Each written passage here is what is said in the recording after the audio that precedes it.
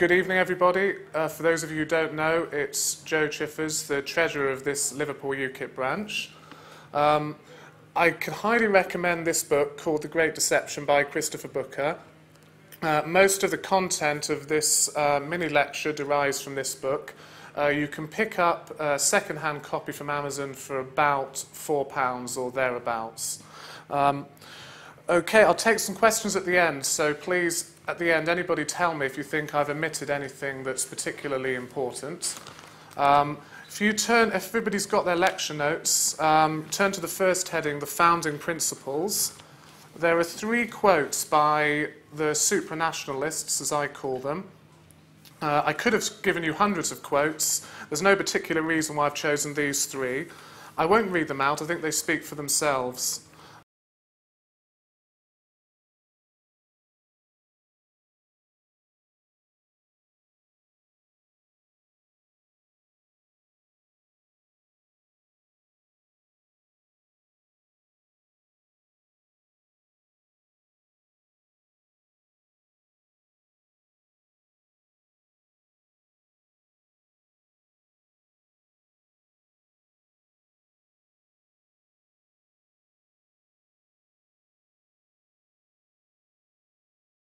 Initially, people were open about their intentions to create a European superstate.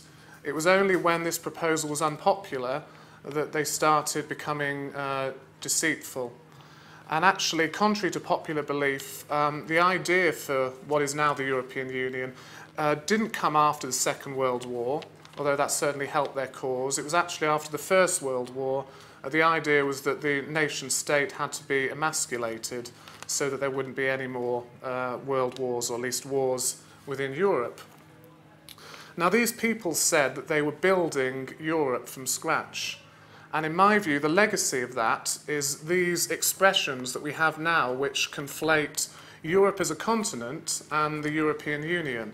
So you have these expressions like Eurosceptic, Europhile, stupid slogans like we need to be in Europe but not run by Europe. Well, of course, we're already in Europe. You can't do much about that. We're not going to pick up the island and move it out. I think these expressions are employed deliberately. I think they're designed to make people who oppose the EU seem xenophobic. By saying they're anti-Europe instead of anti-European Union, you confuse the issue.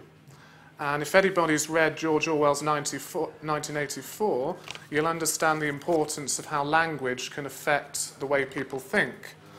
I therefore advise all of you not to use these expressions like Eurosceptic, or I would just say you're anti the European Union, because that's the truth and it explains exactly what you stand for.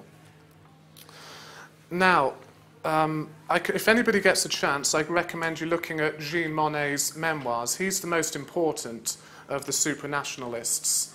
He's commemorated, I think it's in the European Parliament. If it's not that building, it's one of the other main buildings anyway. And he was very clear about his aims. He wanted initially to merge the coal and steel industries because he understood that these resources were so important that if the European states shared these resources, they would, in effect, cease to be independent sovereign states. Now, the European Union was designed to be supranational. It wasn't supposed to involve intergovernmental cooperation. Now, most of you will know what supranational means, or at least you'll have a pretty good idea. But essentially, it's where governments of countries come together and they create some kind of authority which transcends these governments and which binds these governments, and it overrules them and controls them. Whereas if there is intergovernmental cooperation, the member states can fight for their citizens' interests, and if they don't like it, they can walk away. Now, some people will say, well, you can't achieve anything with independent states cooperating, but of course, independent states understand that other independent states are going to fight for their citizens' interests, and eventually a compromise can be reached. If you create something which is supranational, like, for example, the European Commission, it can become a monster which is out of control, because eventually the states which created it will have no control over it. Now, Monnet also wanted the officials not to be elected. That was so they would be not accountable and their first loyalty would be to the institution, not to their countrymen, not to their home states. Now, with the majority of people, you won't need to persuade them that a European superstate is a bad idea. But nonetheless, it's worth bearing in mind a few of the platitudes which are employed by some people who are in favour of the EU. One common platitude is, well, we live in an interdependent world. We can't simply do things on our own anymore. Well, my first response to that is, there are some areas which blatantly don't concern anybody outside of this country.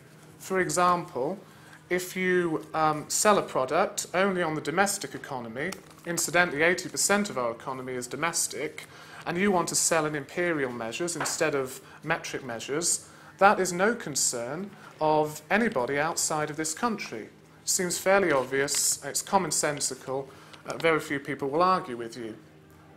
Another common platitude is, well, we need to avoid further wars between nation states. Well, of course, there are some obvious responses to that. Firstly, most wars are fought over freedom. So there's not a lot of point in surrendering our freedom simply to avoid wars.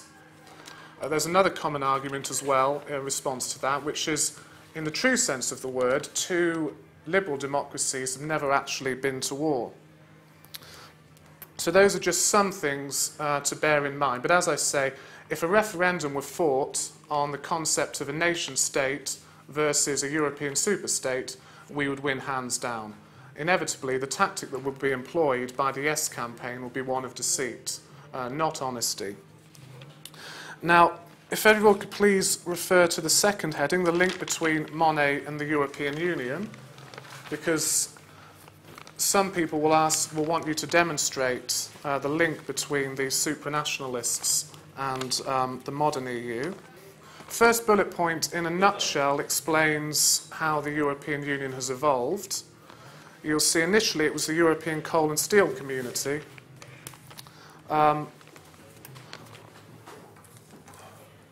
Monnet gave his plan to an aide of Schuman, who was the German foreign minister, and he was officially the author of the European Coal and Steel Community, which ultimately became the European Union.